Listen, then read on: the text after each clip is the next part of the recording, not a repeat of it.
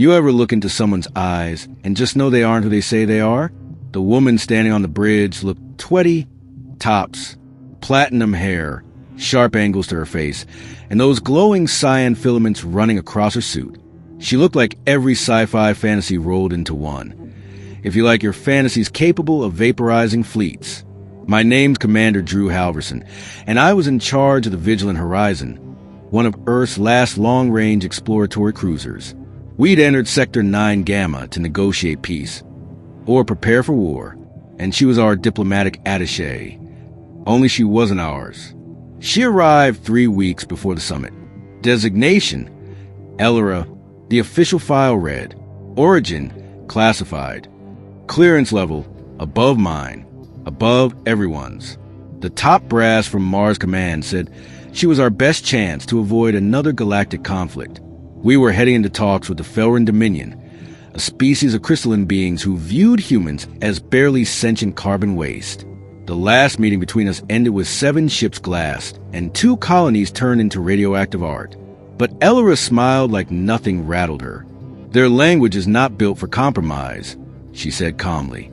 But they will listen to me. I didn't trust her. Not just because she never blinked. Not just because our ship's AI couldn't scan her vitals. But because she always seemed to know things before they happened. Like when she told us to delay our jump into the Zoran system. They've mined the entry vector, she said without flinching. She was right. Saved 3,000 lives. How did she know? The summit was held aboard the neutral station Seraph Prime, orbiting a dying neutron star. Security was tight. Everyone knew tensions were volcanic. One wrong word, and the stars would bleed. Elyra insisted on addressing the Dominion herself. You're not even human, I whispered to her just before she stepped into the chamber. She turned to me slowly, her eyes glowing faintly. No. But I remember what it means to be. And then she was gone. I watched the proceedings from the observation deck, adrenaline running like acid through my veins.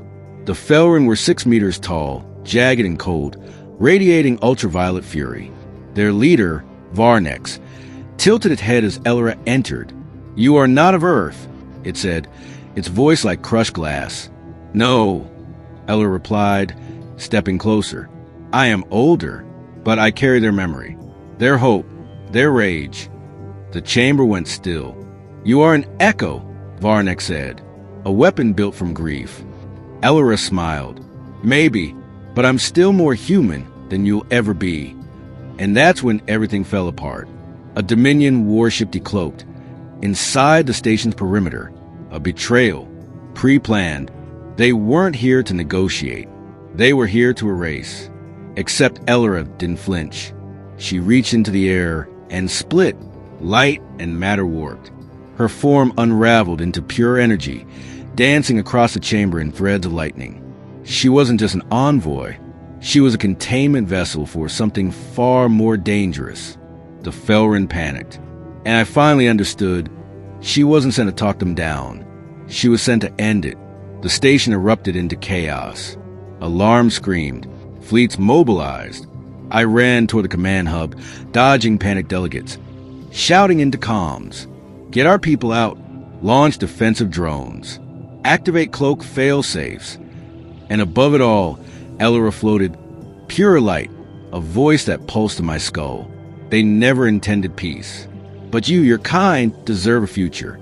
She struck the Dominion ship with a wave of directed thought. Reality bent, crystal shattered. And the war that was meant to start ended in silence. We recovered her body from the debris field, or rather, what remained of it, human in shape, but filled with technology we still don't understand. DNA woven with quantum threads, memories embedded like code. She gave her life for us, a race she wasn't born into. I had her name etched into the memorial wall aboard the Vigilant Horizon, Elyra, Echo of Earth. Because even if she wasn't human, she chose to be.